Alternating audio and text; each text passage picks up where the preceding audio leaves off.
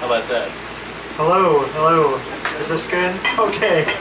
All right. I really gotta get up to the mic here real close. Well, I appreciate you guys having me out. I've actually kind of been taking a break lately, so I haven't done a whole lot of presentations this year. So you're one of the few, so I might be a little bit rusty. I hope not. I hope I can be entertaining for you guys.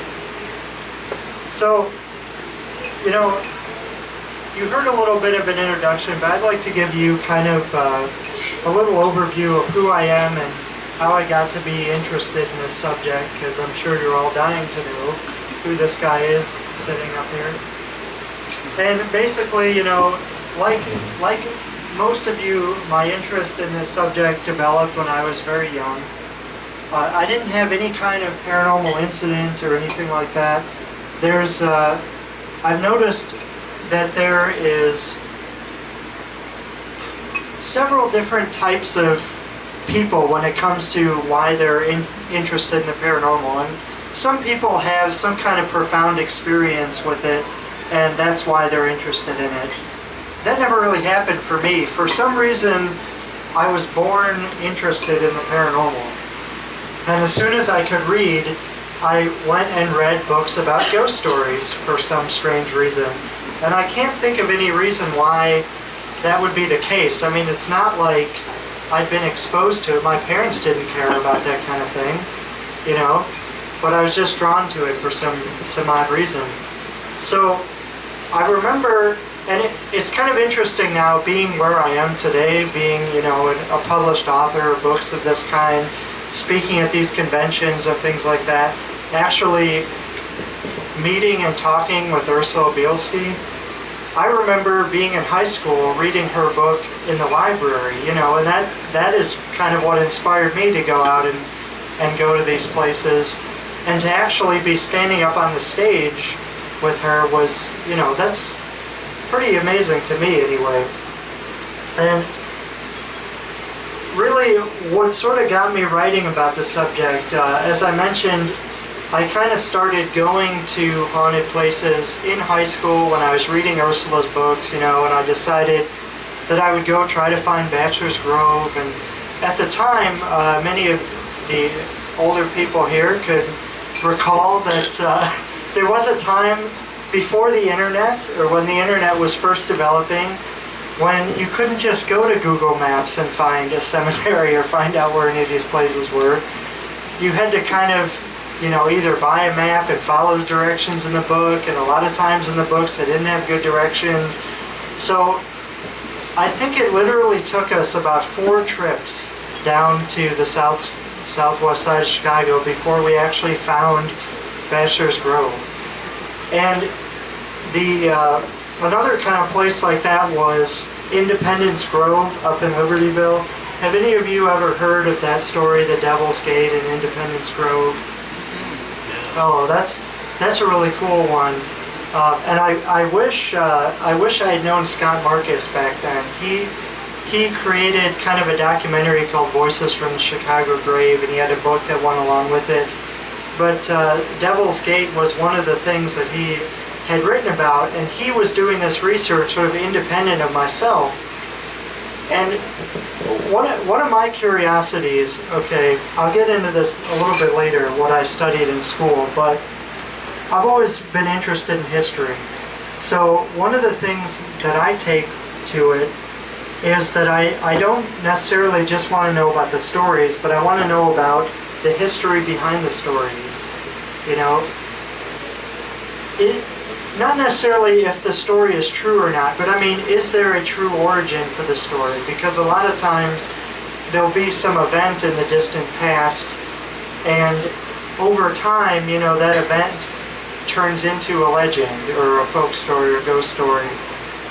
So I always like to kind of go back and see if I can figure out the origin of the legend. And the story of Devil's Gate, okay, up in Libertyville, far way north of Chicago, about 45 minutes, an hour north of Chicago, there's a forest preserve there called Independence Grove.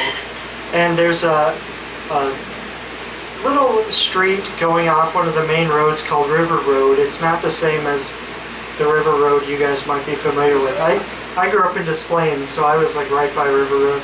Anyway, there's these gates, these wrought iron gates to the curve of this road, and there's big spikes, in the railings of the gate. And so the legend always was that if you went there during a full moon and you parked your car at night, around midnight or 1 o'clock, right, it's always around that time, you would see these heads materialize on the spikes of the gate. And I think even, does anyone here remember Man Cow's show on Q101? I think that he even went there one Halloween and he did like a live broadcast from there. Well, the legend is that there was a girls' school there named St. Francis Girls' School. And there was an insane janitor. The more that I research these stories, the more that I find that there's always an insane janitor lurking somewhere. And he decided that he was going to kidnap these girls and murder them. And so that's what he did. And he cut off their heads and hung their heads on the gate of the school. And the murder was so horrific that the school shut down and the community covered up the crime. And so I thought to myself, well, if that was the case, because if you read some accounts of the story, earlier accounts, you find that people will write things like, well, if you ask the police what was there, they'll say that nothing was there, And I thought to myself, well, there has to be some kind of proof. If there was a school, there's got to be remnants of a school, right? I mean, I used to explore the forest preserves in Des Plaines and the northwest side of Chicago with my dad. And sometimes we would come across foundations and things like that. So I was familiar with sort of digging under the surface to find, foundations and artifacts and things like that. And so I went up there and looked around in the woods. And of course, the forest preserve had sort of marked everything to show that it was being torn down. The whole thing was turned into like a horse trail. So first of all, you can't even park there. You can't park on the where the gate is. You have to park like a mile away and walk all the way over to the gate. And as you're walking down the trail, you come across these old fire hydrants in the middle of the woods.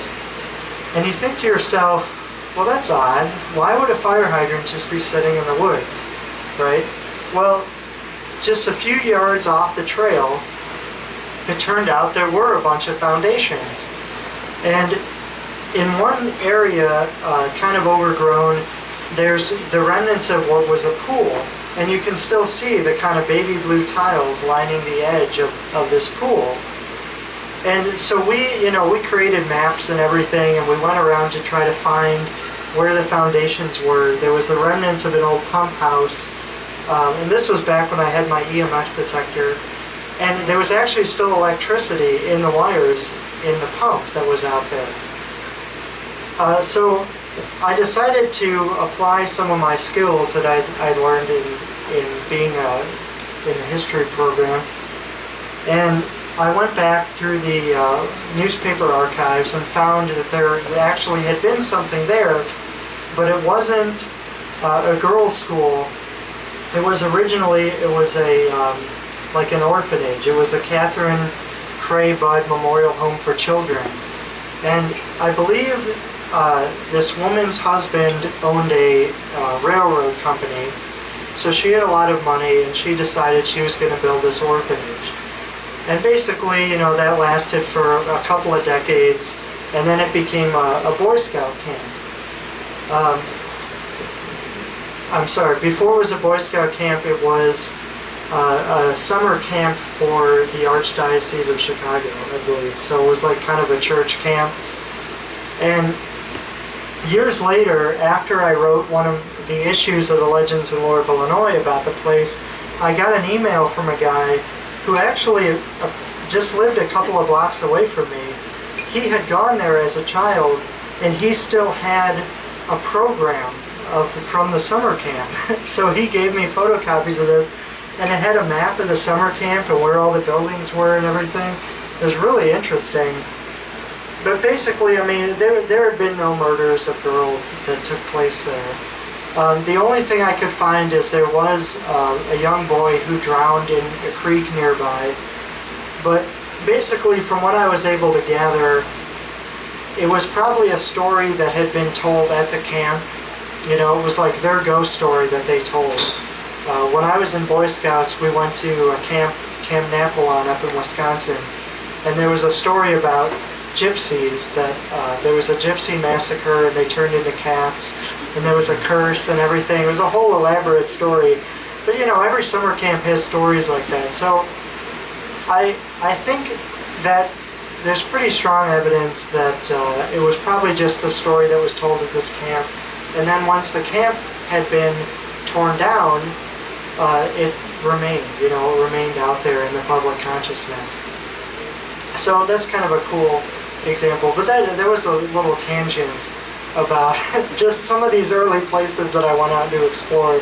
You know, in Bachelor's Grove, it kind of had the same thing with, people said that there was an abandoned house, and you guys have probably been out there, right?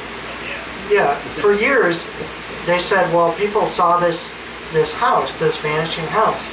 And all the books said there's no evidence that a house ever existed there. And again, I thought to myself, there's got to be a foundation or something out there. So for years, I don't know how many times, must have been back there like a dozen times, going through the woods all over the place. And finally, there was a trail that went off from the main path. And finally I thought, oh, I wonder what's down this trail. So like 2 yards down the trail, there's a big foundation of a house with broken ceramic dishes and clothes. And, well, the clothes probably wasn't original. That probably happened later. But, you know, empty beer bottles, things like that. Clearly, people knew that this was there. You know, it wasn't like a big secret. It was just a secret to the authors that didn't know about it. So that's one of the hazards. When you write about these places, that kind of taught me a lesson, you know. So if you read my books, if you read Paranormal Illinois, can you grab that over there?